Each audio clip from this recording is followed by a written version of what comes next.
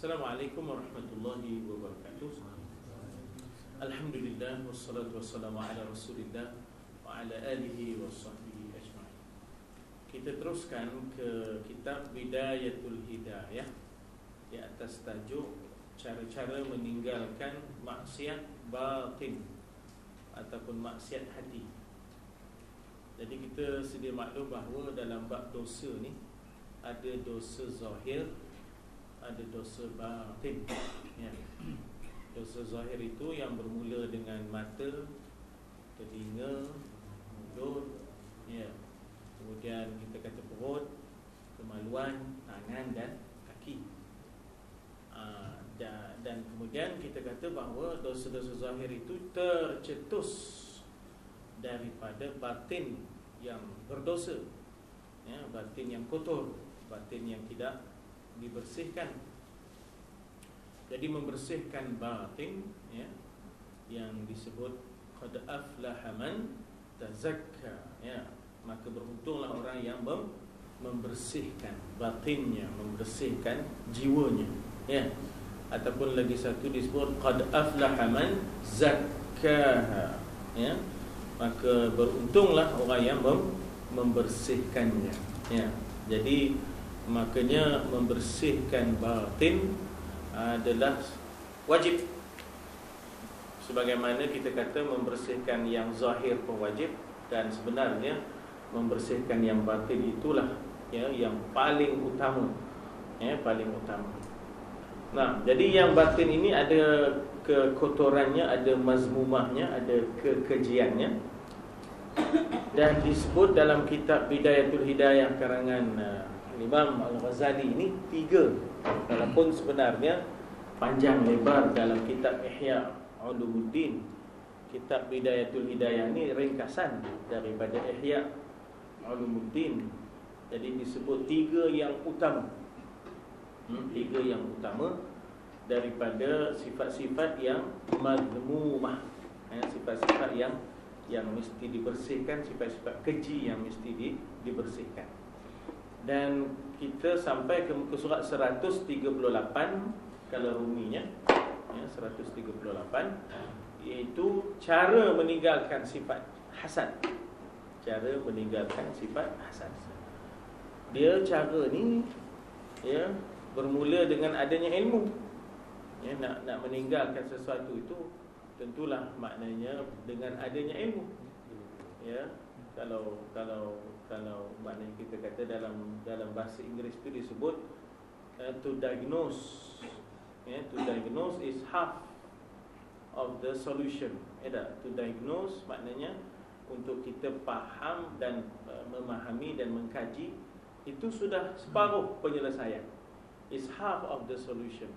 Separuh daripada kita menyelesaikan masalah, iaitu bagaimana nak diagnose? Ilmu lah, ilmu. Jadi apa pun dia kena start dengan ilmu. Untuk meninggalkan sifat hasad dan dengki itu, kena kenal hasad itu, kena ada ilmu tentang hasad itu. Dia ni apakah penyakitnya, penyakit yang ataupun kita kata penyakit yang tak serius, ataupun dia ni penyakit yang serius. Sebenarnya serius, ya, antaranya ialah siapa yang ada hasad, habislah. Hasad itu akan memakan segala pahala-pahala kebaikan, sebagaimana api memakan kayu. Rumah kalau terbakar, dia ada 2, satu rumah batu, satu rumah kayu.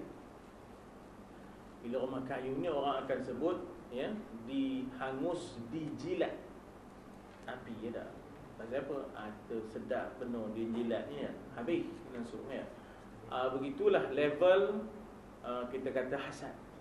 Habis licin licur kebaikan-kebaikan kita, habis terhapus pahala lantaran sifat hasad ni. Jadi maknanya ilmu tentang hasad itu kena ada supaya kita dapat meninggalkannya dengan kita tahu level dia, ya, level dia maknanya kita kata dia boleh menghapuskan segala amalan-amalan baik kita sehingga tak ada yang tinggal, sebagaimana api memakan kayu, ya. Itu cara nak meninggalkan itu, dia bermula dengan ilmu, ya, dia bermula dengan ilmu. Kemudian yang kedua, tahu cara masuk pintu-pintunya. Pintu-pintu hasad ni ikut mana? Ya, pintu-pintu hasad ini ikut mana? Harta, takhta dan sebagainya. Ya tak?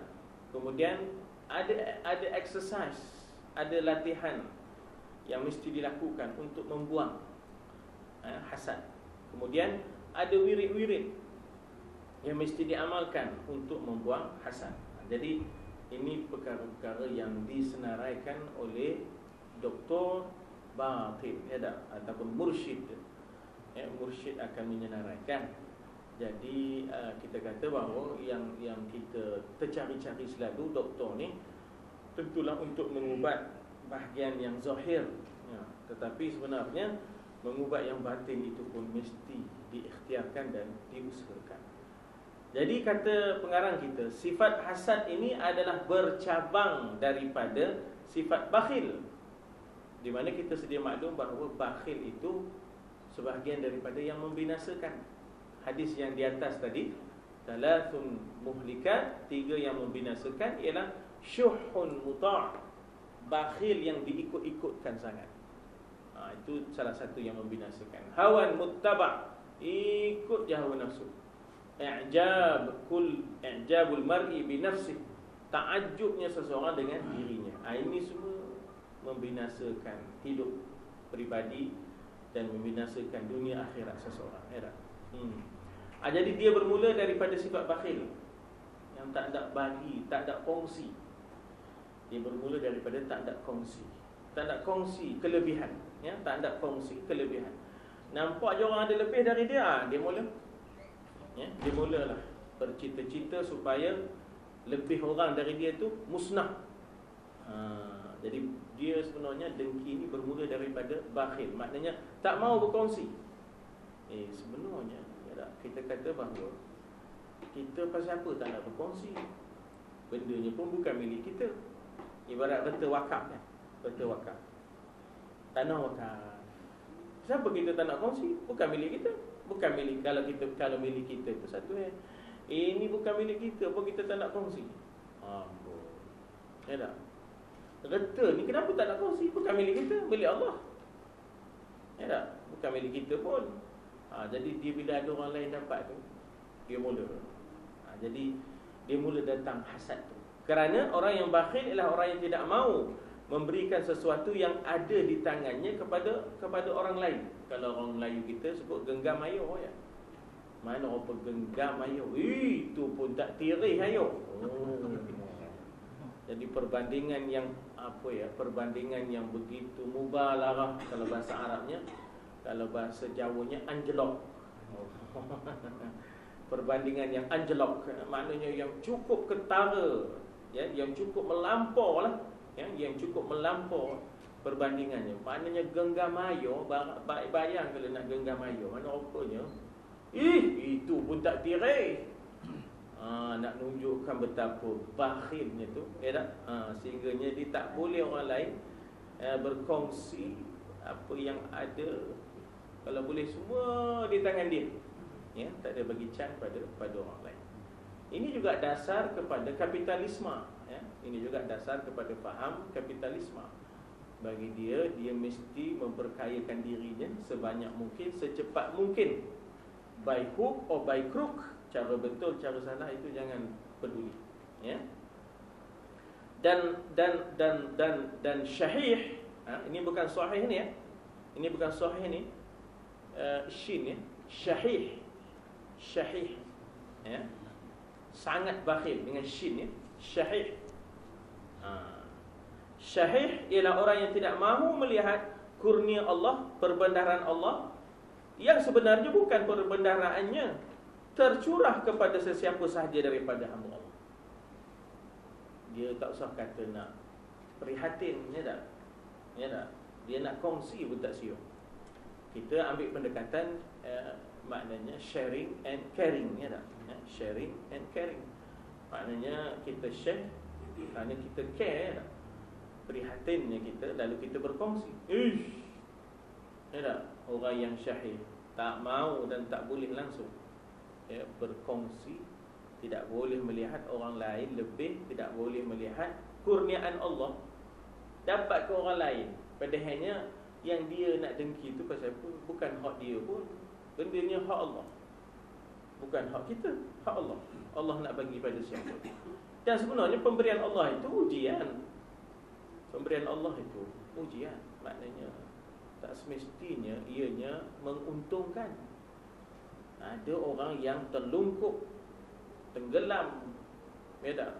Lupa diri dengan pemberian. Sebab itulah makanya kita kata bahawa diuji dengan kelebihan dan kekayaan ini lagi berat daripada diuji dengan kesusahan. Yalah, kesusahan pun berat juga, tapi rupanya kekayaan lagi berat. Jadi yang kita dengki itu pasal apa? Dia dapat, dia kena tanggungjawab. Allah persoalkan, ya tak?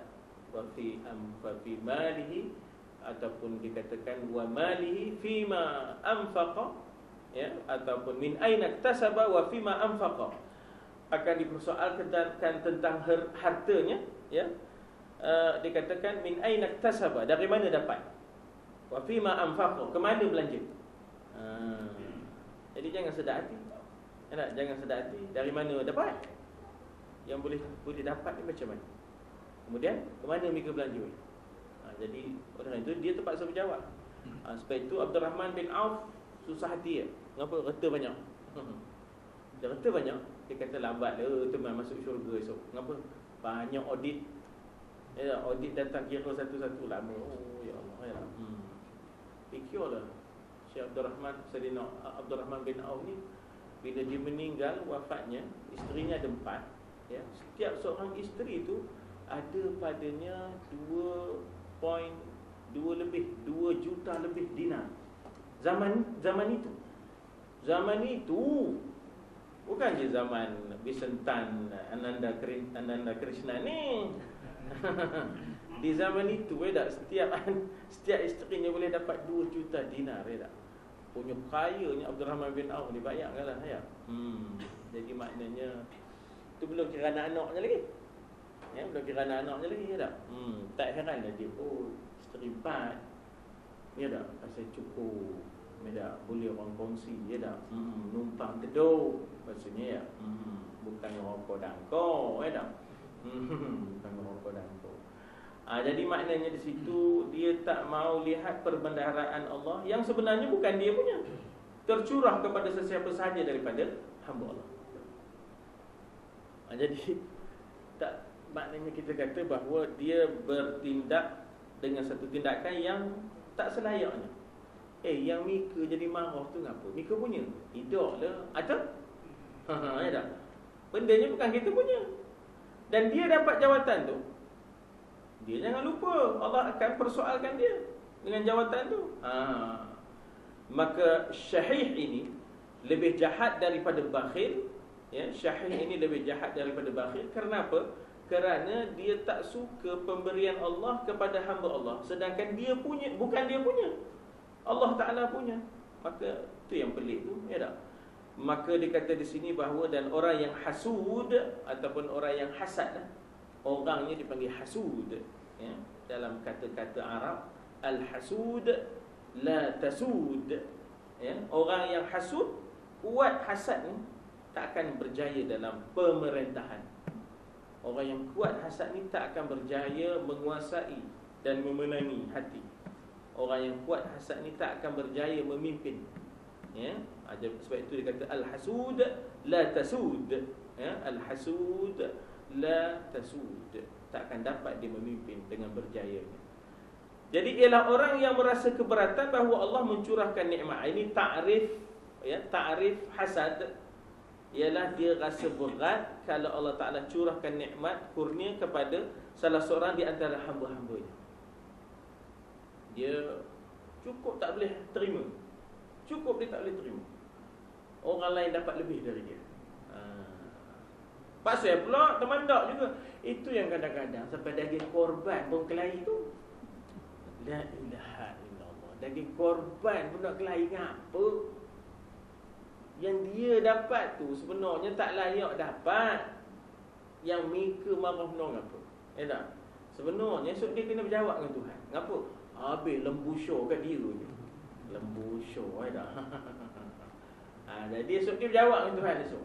Ya tak? Dia berjawab dengan Tuhan. Ya tak?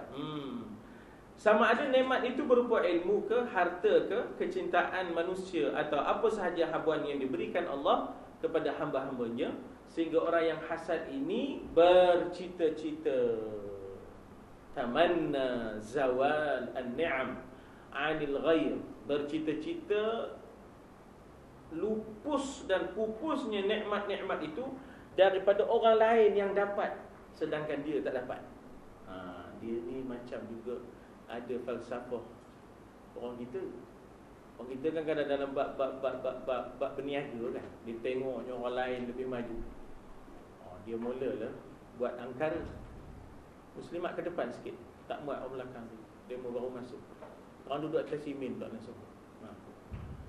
Jadi maknanya kan ada jenis, tak minta maaf bukan semua orang Melayu orang itu, tapi ada jenis orang Melayu punya hasad. Tengok orang lain lagi maju kan. Lama dia mula buat perangai. Mula dia kocornya, dia rosokkannya, dia buat perangai. Dia sama-sama tak merasa kata. Jangan dia je merasa. Kata mula dia kacornya bisnes kawan tu. Bisnes tu bisnes yang sama. Mula dia kacornya bisnes kawan tu, langsung dia dah tentu tak maju. Dia sama-sama tak merasa kata. Ada pula passion hobi tu.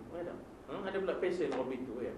Jadi tamanna zawalan ni'am 'anil ghair. Dia bercita-cita berharap akan hapus dan pupus dan hilangnya nikmat daripada orang lain.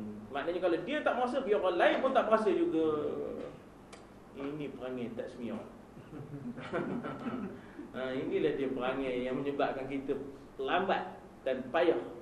Dah kita tak maju pasal tak cerdik, cara nyusun kedai tak kena. Bagilah orang lain maju. Ya tak? Kita tu barangkali semaklah diri kita. Kita tengok kita nyusun kedai mana rupa. Ya tak? Tak ada menarik langsung. Lepas tu hapok je bau kedai. Orang pun masuk kedai setengah nafas. Masuk kedai tu setengah nafas. Nak beli barang ni tapi nak nyampe masuk tu nafas setengah. Yang apa? Terpengor yang yang pengor yang bau terletaklah belakang sikit, dibawa ke depan ni dah. Jadi maknanya sepatut semaklah cara nyusun kedai dah. Saya rasa bukan kita tak ada barang, bukan kita maknanya tak boleh, tak ada model, tapi kadang-kadang cara nyusun tu tak menarik, orang pun tengok sebelah mata dia dah. Mulalah tu. Agaknya kedai teman ni dah kena ni kata dah. Orang tak nampak ustaz kedainya dah. Orang tak nampak dah. Kedai cara nyusun je tak menarik. Ya benar ya dah. Jadi saya rasalah sedikitlah pengalaman saya tengok orang Arab maknanya demo kadang-kadang bukanlah banyak sangat barang, tapi cara dia menyusun tu ada seni. Cara dia menyusun tu ada seni dah. Jadi nak cakap lebih pun saya tak niaga. Dah. Tapi itulah dia maknanya kadang-kadang kita kena semak diri kita balil insanu ala nafsihi basirah walau alqa ma'adhirah. Bahkan manusia itu sangat-sangat mengenal dirinya walaupun dia cuba memberi banyak-banyak alasan. Maknanya kita tu sepatutnya introspeksi diri, semak diri kita maknanya tengok ke dalam. Jangan kira dengan orang je kan. Jangan kira nyalahkan orang je Jadi dikata apa di sini bahawa orang yang dikatakan kesimpulannya orang yang hasad ni adalah orang yang tak boleh qada Allah lepas ke orang lain, dan dia bercita-cita qada Allah itu terhapus buang daripada simpulan. Mana maunya? Berdosa kita marah kepada qada Allah, ketentuan Allah kepada simpulan.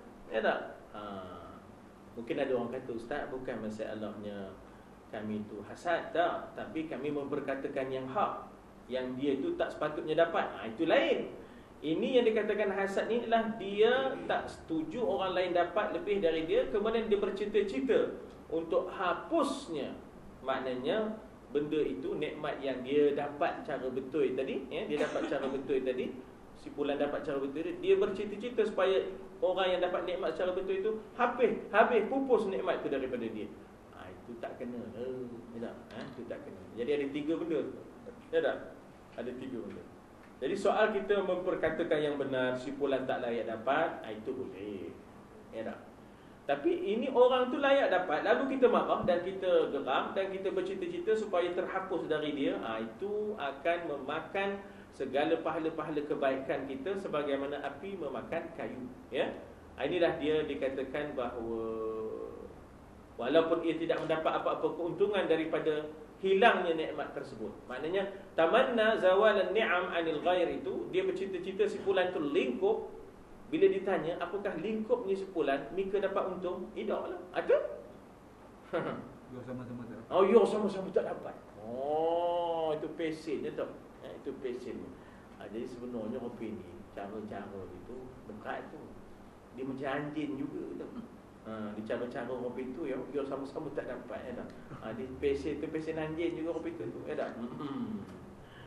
Maka sifat hasad ini adalah kejahatan yang luar biasa kerana Rasul pernah bersabda. Ini perbandingan yang cukup mubalaghah, ni perbandingan yang cukup ketara ni. Ini maknanya nak menunjukkan dosanya besar. Dia punya degree-nya, levelnya tu tinggi, ya tak? Besar.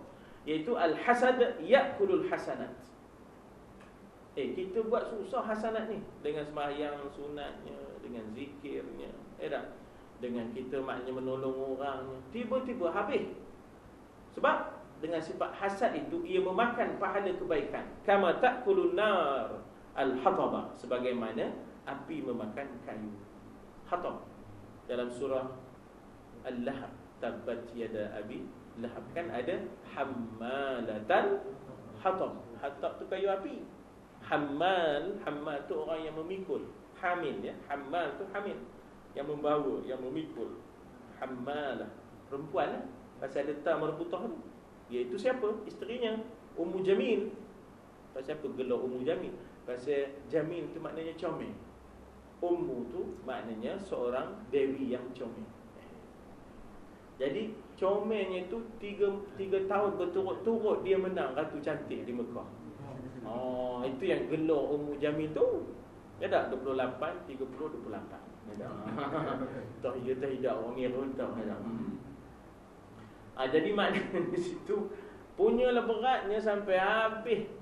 Rumah punya elok lawa segak ya tak, Minangkabau.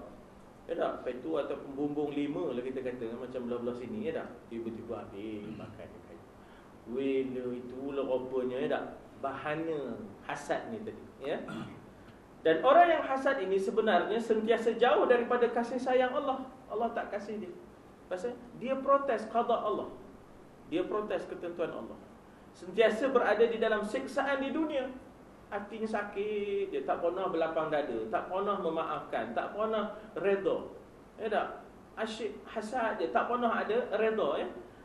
Dan juga siksaan di akhirat kelak. Maknanya timbangan sebelah kiri lagi banyak daripada timbangan sebelah kanan. Jadi dosa batin ini maknanya kita kata walaupun orang tak nampak, tapi akhirat esok terserlah. Dosa batin orang tak nampak sebenarnya. Maknanya sebagaimana pahala batin pun orang tak nampak. Pahala batin ni apa? Ikhlasnya, redanya, qanaahnya, sabarnya, ya tak? Tawadhu'nya. Dosa-dosa ini adalah pahala batin. Orang tak nampak. Ikhlas mana orang nampak? Sabar mana orang nampak? Ya tak? Tetap, dan begitulah dosa batin orang tak nampak, tapi terserlah di akhirat ya. Yauma tublas sarair, pada hari itu akan terserlahlah segala yang ada dalam dada ni. Sarair itu maknanya yang tersembunyi dalam dada ya. Di dunia ini akan terseksa dengan tekanan perasaan, stres je, geram je kan ya.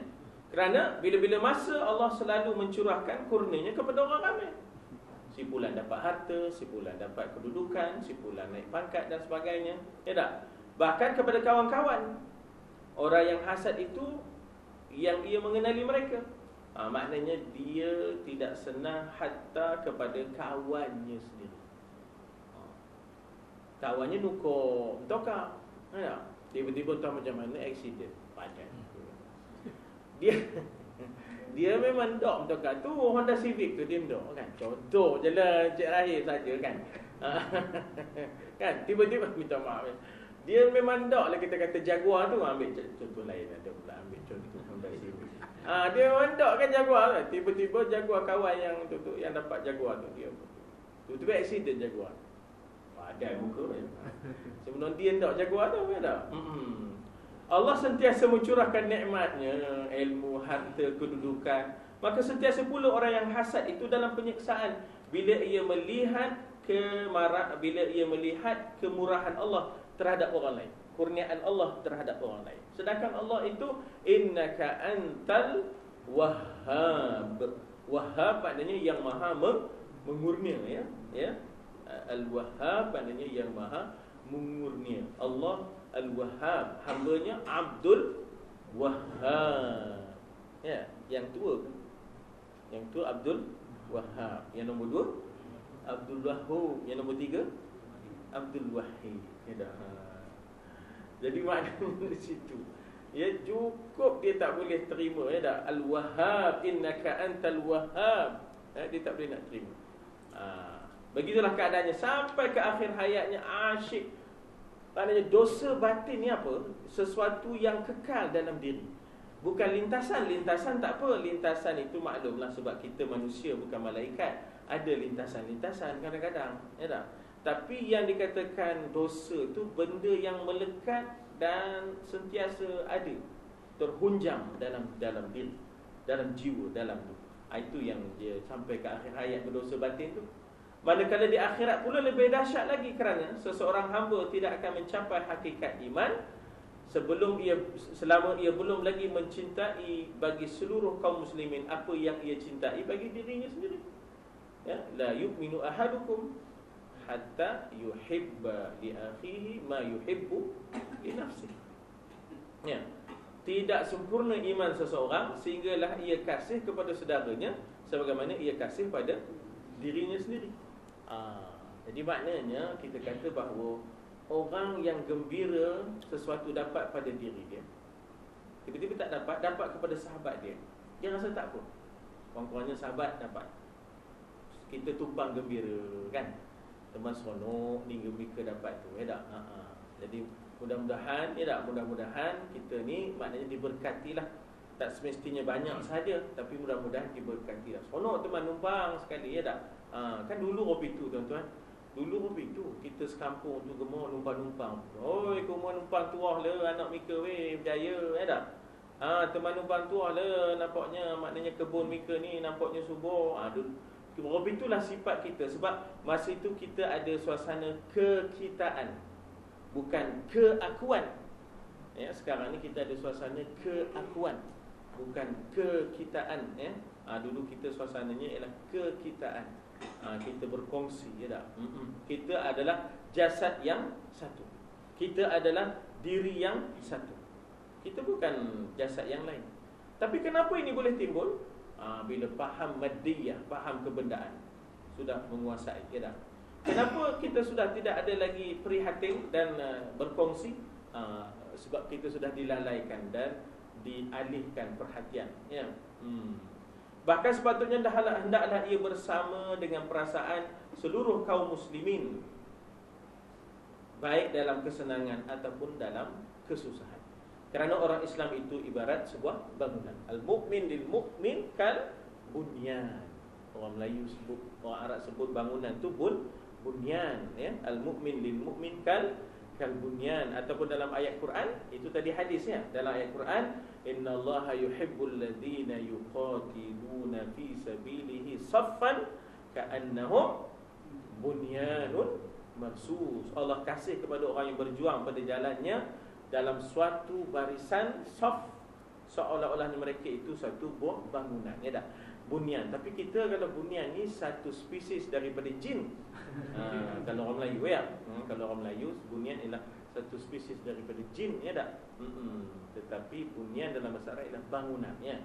Di mana satu bahagian mengukuhkan bahagian yang lain. Dia bagaimana boleh timbul merasa geram, rasa marah ni? Barangkali cara dapat tak kena. Cara dapat tak betul ya tak? Sebenarnya kalau cara dapat itu betul, maka akhirnya ada perkongsian ya, perkongsian kegembiraan dan tidak ada hasad dan dengki. Sebab suasananya harmoni, saling menaungi dan melengkapi antara satu sama lain ya. Seperti suatu tubuh kamathalil jasadil wahid, apabila mana-mana anggota merasa sakit ya, idza ishtaka minhu udwun maka penderitaan itu akan dirasai oleh seluruh anggota badan yang lain. Tada'a sa'irul jasad, ya tak? Akan saling berjaga-jaga kerana sakitnya salah satu anggota. Tapi sekarang ni, kenapa sudah tak ada suasana itu? Kerana sudah dibius, ya, dengan hiburan, keseronokan, kebendaan, ya, macam-macam lah. Akhirnya maknanya tak rasa lagi apa yang penderitaan orang lain, ya. Dia jasad kan, satu jasad. Bagaimana orang nak bedah? Dibiuskan. Sehingganya kita dapat menyaksikan, mata kita dapat menyaksikan perut kita dibedah tanpa rasa sakit. Punjanya pasal dibius. Sekarang ni begitulah, ya tak? Maknanya kita tengok, kita tak rasa apa berlaku kepada orang Islam yang lain, penderitaan mereka kita tak rasa apa, sebab kita dibiuskan. Apa yang membius kita? Banyaklah, ya tak? Film, fashion, fun, food, female, sex, sport and songs. Ya, 5F dan 3S. Ya tak? 5F, 3S. Female, fashion, film, food, fun, sports, songs and sex. Ya tak? Dengan 5F dan 3S ni, ubat bius ni, ya, ubat bius 5F 3S ni, ya tak? Kita dah tak ada rasa apa dah. Kita bincang Malaysia kalah dengan Thailand lebih daripada kita bincang bagaimana teruknya umat Islam Rohingya dibunuh dan sebagainya, ya tak? Ya tak? Habis kita untuk Malaysia lawan Thailand, ada yang sampai pergi ke Thailand. Ya tak? Ada yang sampai pergi ke Thailand. Allah, ya. Tak ada sanggup pergi ke Rohingya tu, tak sanggup, ya tak? Pasal apa? Udah sports, songs and sex, di tiga tu dia jadi sepadu tu. Ya tak? Film, fashion, fun, food and female. Digunakan, ya tak? Inilah abuse. Ya, sehingga kita tak rasa apa pada orang Islam yang lain. Jadi jika engkau dapat hatimu bukan dalam keadaan yang seperti ini, jika engkau dapati hatimu bukan dalam keadaan yang seperti ini, maka sifat hasad masih wujud di dalam hatimu. Kalau misalnya kita tak gembira apa yang sahabat kita dapat, ya, kita masih rasa geram dengan apa dia dapat. Contoh kan? Contoh. Dia pula menang ketua bahagian, ya. Apa cara nak jatuh, ya tak? Panggil Dipak, ya. Panggil Dipak, ya tak? Dipak pun buat statement tu. Ngelupa, ya. Ngelupa, ya tak? Ni Dipak mana entah. Maka dikatakan sini, hendaklah engkau berusaha untuk membersihkannya. Satu, dengan ilmu ni. Ilmu ni bahawa hasad ni dosa besar. Hasad ni memakan kebaikan-kebaikan. Hasad ini bermakna kita protes qada Allah Subhanahu Wa Taala. Hasad ini tak ada untungnya di dunia, bahkan kita akan ada pressure dan stres. Hasad ini tak ada untungnya di akhirat, bahkan maknanya miskin dan muflislah kita di akhirat. Jadi dengan ilmu itu kita akan bersihkannya. Kerana usahamu dalam meninggalkan penyakit hati ini adalah lebih penting daripada engkau menyibuk mendalami ilmu furu', cabang-cabang fiqh yang halus-halus, yang tidak memberi kesan apa-apa pun. Ustaz, kalau kita seluar ni maksudnya kan? Seluar ni kalau kita lipat macam mana Ustaz? Dia sibuk seluar lipat tak lipat.